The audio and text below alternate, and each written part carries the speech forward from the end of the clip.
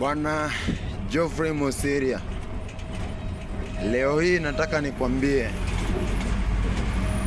haujatufurahisha kama Wakisii. Ni sawa, tulikuja kutafuta, but hatuko safe. Tulikuja kutafuta na hatuwezi tengeneza home. Hiyo yote ni kwa sababu bado hatuna kiongozi, hatuna msemaji, hatuna mnenaji wa Wakisii. Bwana Geoffrey, nilikuwa nimekuaminia, nilikuwa na kuheshimu, lakini sasa unashusha dhamana yako, my friend. Nataka ujue hivi, jamii ya Omogusi ni jamii ndogo, lakini tuna umoja.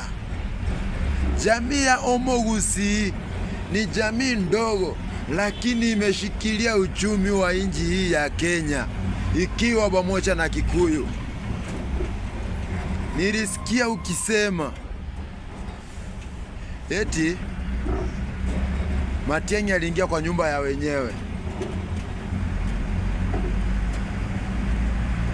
Nikuulize, ukiwa na nyumba yako ndogo,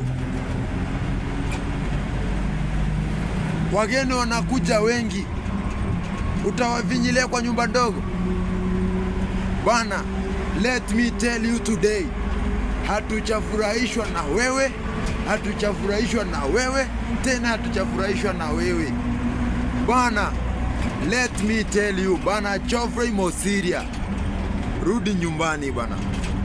Ukituchezea tena, I promise you, mimi ni mkaji wa Nairobi na ninaweza kuwa msemaji wa Abagusi. Sio lazima ukue wewe. Unatuusa mbona? Unataka unatupeleka kwa Kasongo. Why? Why? Tulikuheshimu. Tunakujua kama wewe ni mtu wetu. Tunakuheshimu, hata tulikuwa tunalilia urudishwe kwa environment. Then unaanza kuleta ujinga hapa.